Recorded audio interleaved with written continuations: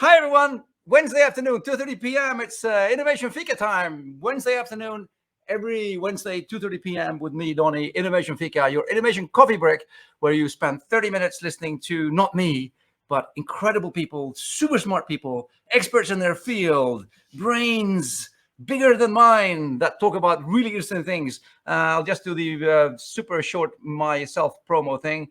As you know, this is live from Stockholm every week, 2:30 p.m. Live today on LinkedIn, YouTube, Twitch, Facebook, Univid, Twitter, and TikTok. Manuel, could you start the TikTok video there, please, as well, so we get the TikTok thing going?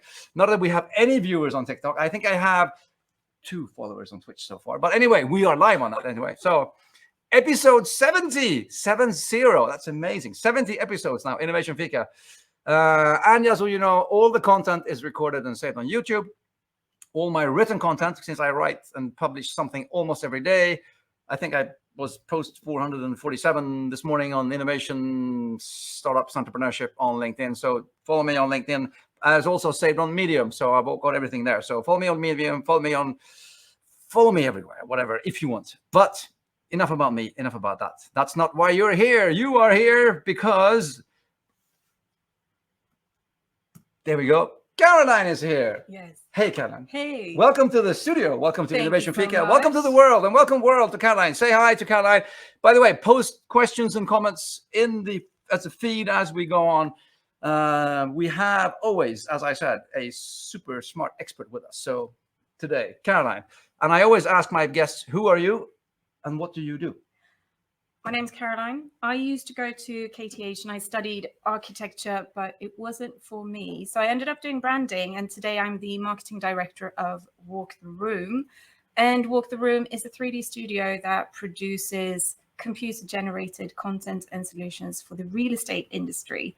So basically, in one sentence, when you see images of buildings that have not yet been built, we do those kinds of things and films. So if I see like a 3D VR thing of a building, yes, and you can go in and you can say, let's look at this fantastic shopping center. Yes. Then maybe it could have been you that could have been us. Could have been us. Okay. Could have been us. And as we say, that's what I say, get everybody online, say hello, and just hello from Kenya. Hello, Kenya. Hi. Joseph, happy to have you online. I know we have some other people all over the world online as well. Anyway, so, okay, coming back to Caroline. Now you're a marketing director, and you've spent a lot of time with branding. This is true. Yes, I'm not saying either or, it's and. Yeah, I like the and. Yes. Well, when I realized that architecture wasn't for me, I sort of joined the branding crusade, and I started as an intern in a design agency. But most of my adult life, I've actually spent with Absolute Vodka in the global brand strategy team. And in that team, the last 4 years I was there, I was the global design strategist, a title I was never really able to explain to anyone. But in essence, I'm going to give it another go now. It was about branding, but it was how to translate. We want to reach these people with this kind of message, and we would love for them to perceive us in this kind of way. So I was the person sort of managing that, and that becomes branding, all channels, all markets, left, right, and center. So you're, I was going to say, the brand whisperer. Yeah, kind of brand thing. whisperer. The kinds of, the interpreter of what they're actually trying. So you can. Yeah. I would like to think of myself as a whisperer, but I'm not that subtle. So it might have been the brown shout, not the brown shouter. We don't want to brown. Okay, but yeah, I'm not. Let's not go down there. But yeah. Okay, no, yes, let's not go correct. down there. We're getting wonderful. Keep the comments coming. Lots of.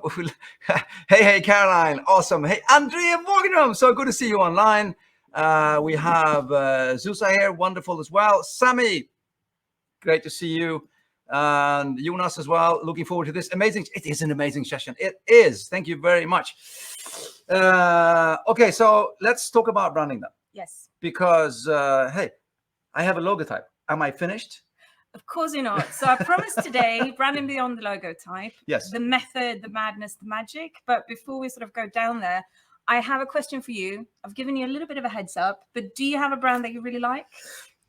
I love that question because I had a hard time answering that. No, but I'll go with the 3-stripe Adidas. Yeah. That's just because when I work out and I tend to. You go for Adidas. I go for, yeah. Do you know why? I have no idea, because if I could probably equally, functionally wise, yeah, Adidas and Nike and Puma and Reebok would probably offer me the same kind of function. Yeah. But I'd never wear Nike. No. That kind of thing, you know. You're an Adidas kind of but guy. I don't know why I go for Adidas. So you just pick that, you go with it. Yeah. Okay. And if we go into a category that might be less passionate for you, like you're in a shop, you're buying food. Yep. Is there like a tinned tomato can that you choose over another every time? Is there a chocolate that you'd go for over another every time? Kind of. Well, that's in my kind of. Don't overthink it, Donny. No, you're speaking to the Olympic gold medalist and overthinking. Okay, that's been my sort of main national sport for the last year. So love that. But of course, I find something that I kind of like, and I find the answer is yes. Yes. Short answer, yes. What brand? What product? Well, the thing is, I have some, it kind of goes with allergies as well. It tastes and allergies, so it's not more of a not as much as a branding thing than more of a sort of, okay, I like this, I know this works, and I sort of and I trust the brand to deliver what it's, so that I'm okay with that. Yeah. Yes. Okay, that's not really an answer though. No, I'm still avoiding the question here. Yeah, so much. Yeah, so much. Get with the program. Well, okay, well I go chocolate brand. Chocolate brand. I don't eat chocolate. You don't eat chocolate. Well, you can tell, sort of. Anyway, we can go with that. Actually, we can work with this. I'm a hopeless interview subject. That's why I interview other people, because I cannot be interviewed. Okay. Reasonable. Well, we can work with this. The thing is that when you ask people, like, what's your favorite brand?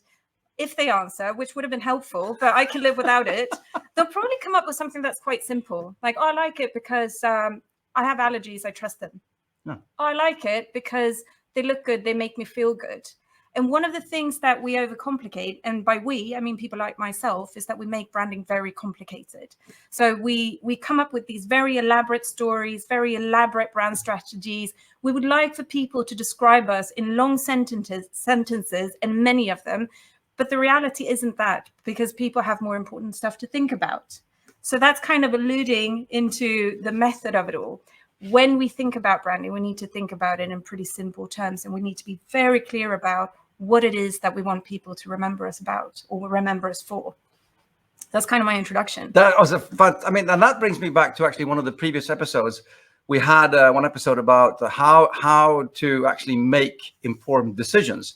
And I remember Cheryl saying that rule number one, remember that we are not rational human beings. So don't expect, the whole rationality to come into the decision-making process when people are making like what they think is like a instant gut decision. So that, and then we talked about the decision process. So I mean, I think your introduction is fantastic. And I actually want to piggyback on something that a previous boss of mine used to do. So I had an amazing manager when I left KT8. Her name's Anna Camille. Splendid woman, and I'm probably going to bastardize what it is that she used to say, but I'm going to give it a go anyway. And she would show a product specification of a car, and she would say, there's like 40 points of information, how many gears, what's the color, how many horsepowers, what type of engine, XYZ things. And she'd say, you have everything that you need to know here to make a decision on whether to buy this car or not. But the reality isn't that people sit and compare these product specifications. The reality is that rather, you see this image of a car in a beautiful environment that speaks to you. And that goes back to your Adidas story, right? Am I this person? Am I not this person?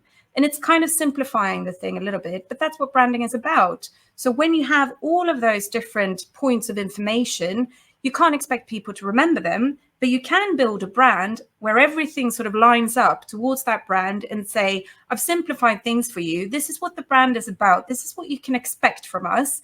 Is it for you or not? Your decision to make. So that's kind of something to think about as we're going into this. Yes. I'm thinking now, because you've got me thinking about why I choose things. And can I just come back to the answer I never gave and continue not giving you an answer? Don't feel bad. You're forgiven. But yes, you may.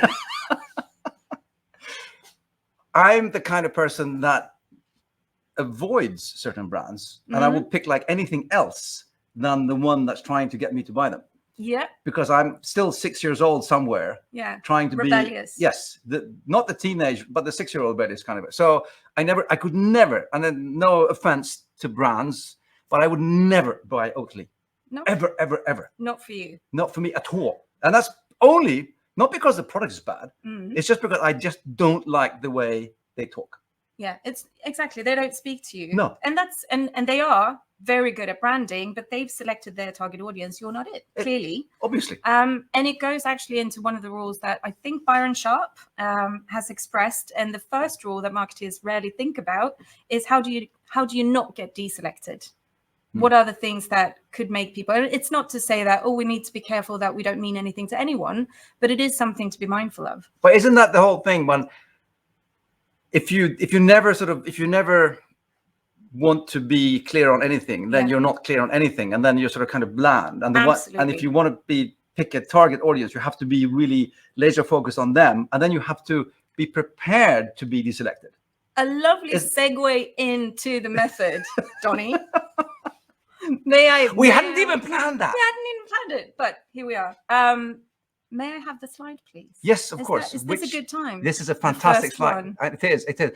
We're getting lots of questions. Thank you, Sammy. Keep the questions going, but we'll pick them up as well as we go on. But let's go to the slides first.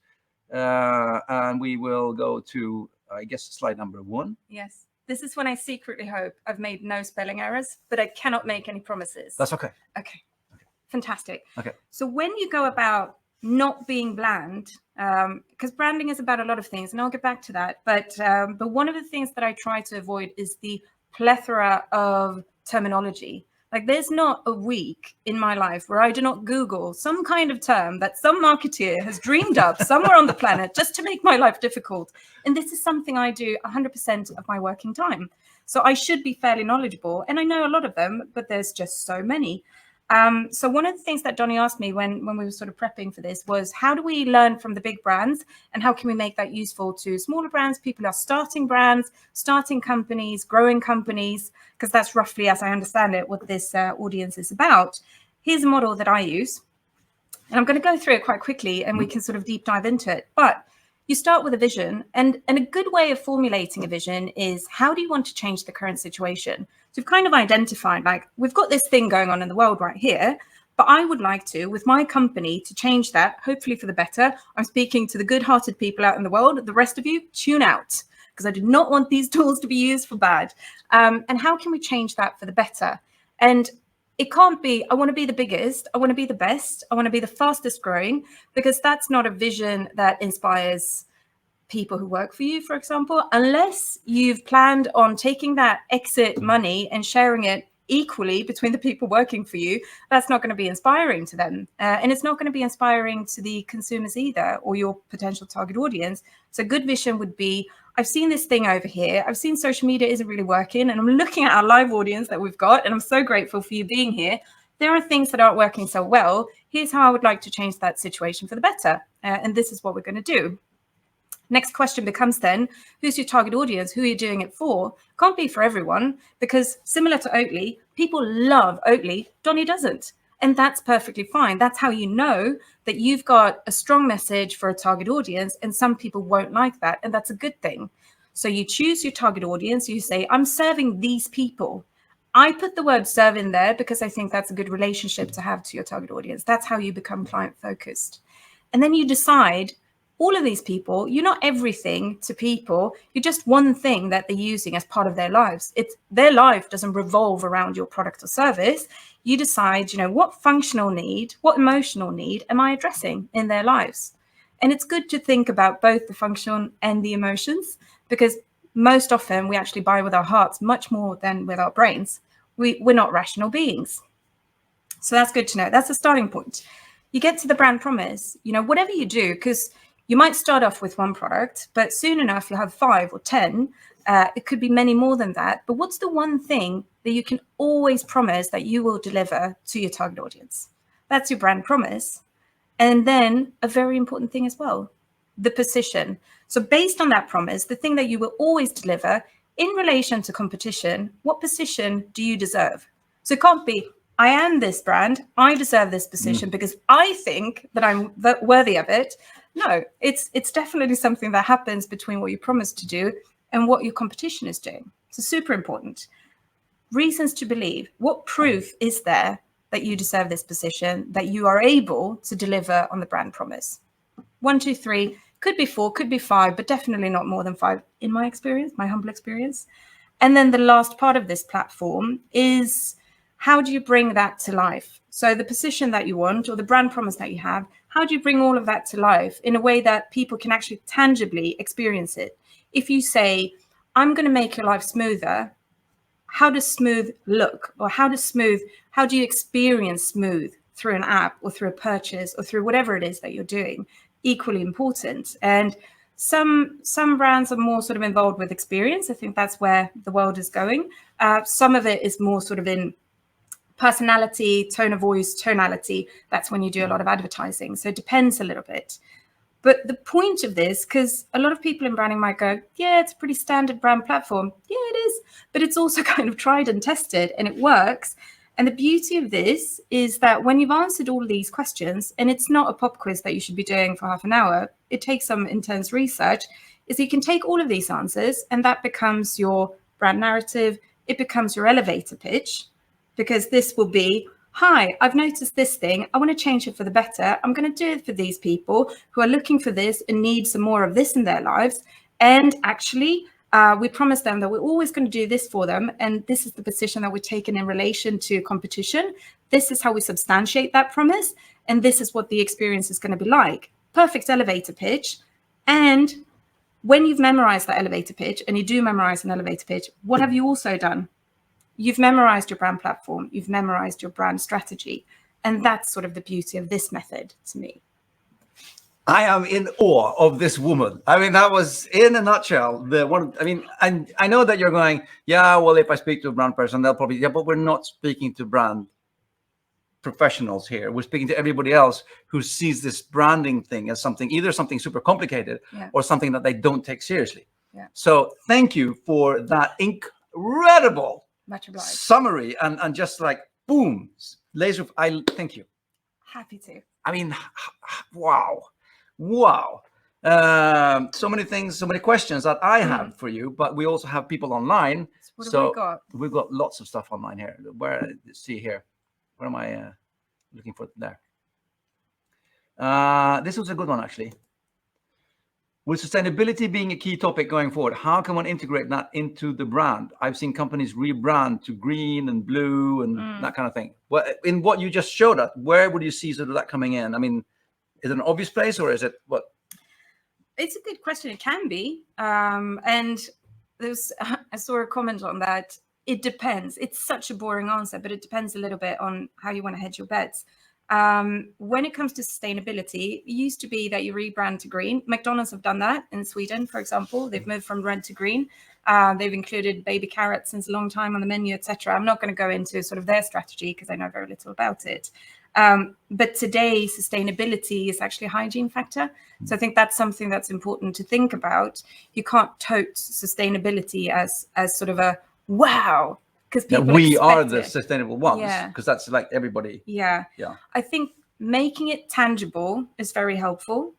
You'll see it in hotel chains. You'll see, do you actually need a new towel every day? This is how much you could save. Help us save by doing such a thing. That's a great way of saying we're a sustainable hotel brand. It's also saving money for them. You'll see it sometimes in green. You'll see it sometimes in packages that don't have lining because they're simply more sustainable. So they'll be just cardboard. But when it comes to branding, I don't think those rules apply anymore, to be honest with you. It's much more about, is your product solving a sustainability issue, or is it more sustainable somewhere else? And how do you bring that to life? So it could be through a function that makes it very clear. If you're in laundromats, for example, you will have the eco button. So, okay, I'm going to wash my socks today. Do I have 3.5 hours? I can push the eco button. And that tells me that this is someone who's thought about sustainability. That's pretty standard today, but it's going to become even more so going forward. So those things I think are more important than what brand color you have specifically. But that's also a pull-push thing, because I can, from my experience as well, today consumers are like expecting their brands to somehow represent sustainability in what they do as well. So I don't think I don't think you have to say, hey, this thing called sustainability. I mean, it's kind of out there anyway. Let's jump to another one. Lots of great things coming in from Zusa here. What are the biggest differences putting together a brand strategy from scratch and trying to create it for an existing brand? Good question. When you're creating it from scratch, you are trying to sort of create a space for yourself on the market. So you need to be a bit louder. You need to be more disrespectful in a way and claim your space. And that's a different, you're freer. You can do anything. You can do things that haven't been done before. That's a fantastic space. But you have to be very succinct about what is that one thing that will make me famous? What is that one thing that will stand out amongst all of these different things? Whereas when you're doing a massive rebrand, then you have to ask your current consumers for permission, basically. Yeah, I mean, to some extent, you could say I'm the brand owner, but it can't be our brand when I want you to like and share the stuff that I do. And then it's my brand when I want to make changes. Either it's our brand all the time or it's not our brand at all. So you actually have to see, you know, what are we known for? What will people want us to continue doing, and how can we sort of evolve that in a good way, in a nice way, for us and for them? So I think that's the biggest difference. Is that why you also see some, you know, large corporations also starting like side brands or sub brands in like a different category, because they feel that they cannot or should not sort of touch what they have, and then they start something else under a different name? Or and it can be for two reasons. It could be that they want to try something out and they want to do that and see, does it fly, and without sort of risking what they've already got going. But it can also be that we can't communicate effectively to this broader target audience with these amounts of products. We have to create some kind of divide here because media money is going to be tight. I want to, because I know that time's sort of just running away. I know. There's another slide that I wanted to put on to sort of address the beyond the logo thing, because the color question is a good one, but this one, so you've got so many things to choose from to make that memorable experience. You've got the logo, that's great. You've got colors, that's great. But there are so many companies out there today. All the colors are taken, all the logos sort of, not all the logos, but there are so many logos that already exist. But there's so many other things that you could be doing as well. And I'm just going to drop a few examples. Like, you know, the ringtone of Apple. You know what that sounds like. That's a branding device. In my head, because I'm into chocolate and ice cream, dissimilar from you, I know what it sounds like to bite into a Magnum because they've been doing that in TV commercials for the past 10 years. I know exactly what that sounds like. So there are so many things that you can use in your branding. And how you go about this is really, you look at your competition and say, what's already taken? You know, where can I make a stand? And back to Suze's question, you know, how do you build a new brand? You identify where's the opportunity, what is no one doing at the moment, and then you take it and you own it and you make sure that that is the one thing that you're super consistent with all the time. Very good. And that actually comes to, I'm leave that on there, but that comes to, Sammy had a question there about, I'll actually put this online as this thing about I've seen large corporates spend millions on branding, just revising a logotype. What's your advice to startups which could not be having a lot of resources and still want to come up with a great brand? And then that is actually kind of leading into what you're talking about here as well. Yes, large corporations spend a lot of money on rebrands. Sometimes it is just to say we're heading into a new direction, and it's a good way of rallying people around that okay, yeah, we're making a difference now. We're now going to focus on this thing. But yes, also lots of money and can be spent, and horrendous sums sometimes. When you don't have a lot of money, doing this exercise beforehand, like what is it that you want to achieve with your brand? What's the story? And what is that one thing that needs to become very evident?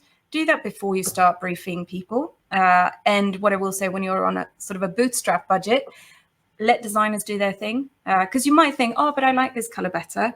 Oh, but I really love this font. But then you're designing. And if you were the person able to design, then you should have done it from the start. So I know that everyone keeps saying it, but I've worked with a lot of small companies and it sort of comes back anyway.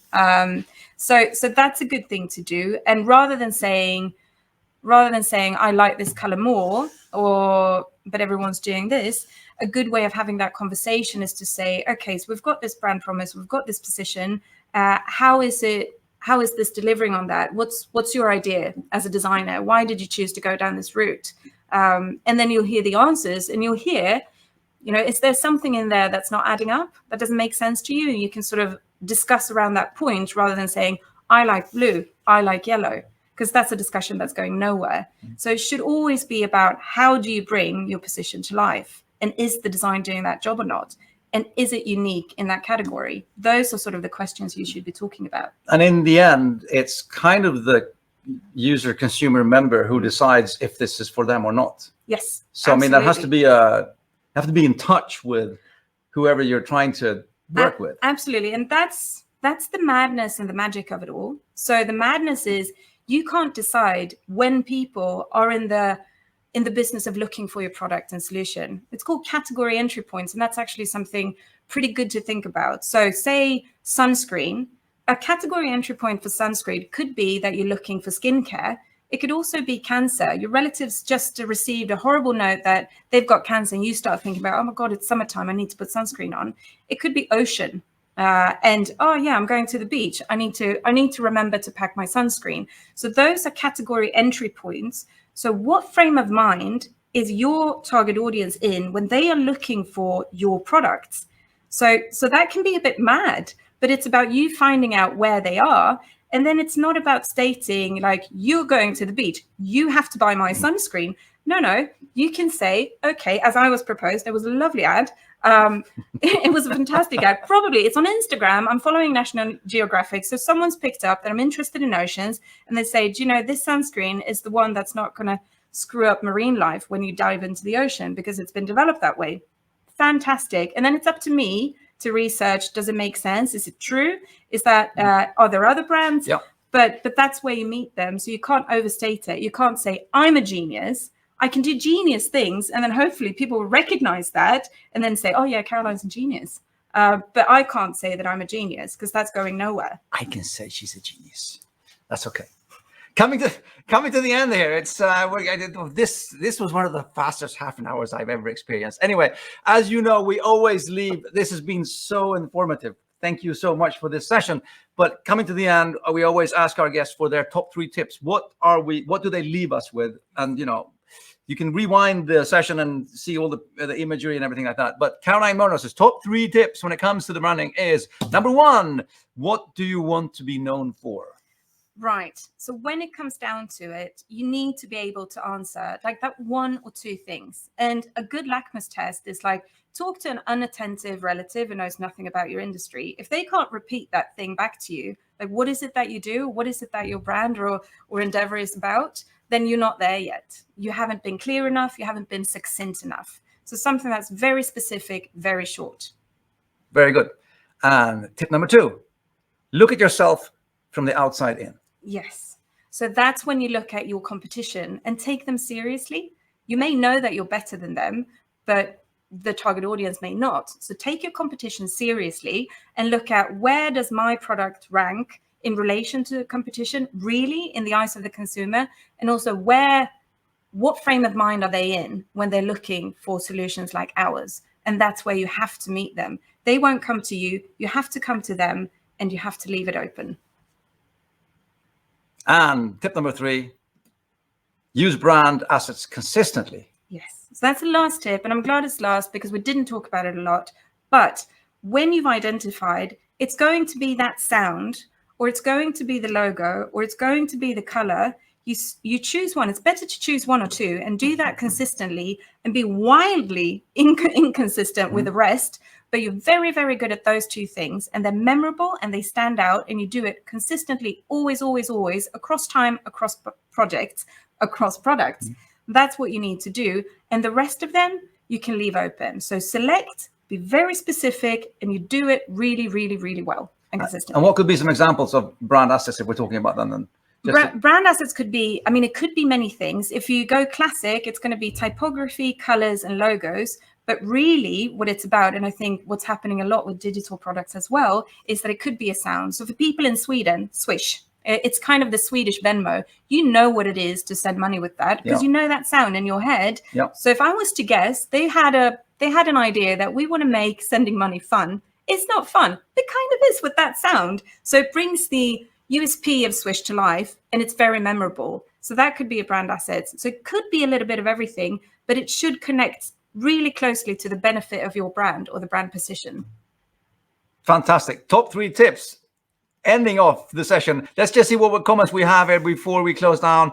Thank you so much. Very informative. And that was great. Please bring Caroline back for another session. Yes, I will. I promise to do that.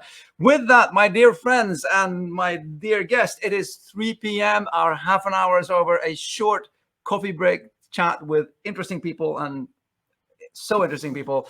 Thank you all for today. Thank you, Caroline, for today. See you next week, 2:30 p.m. for another Innovation Fika with Donny and another guest. But we will leave with our Caroline. Thank you very much. Bye. Bye for today.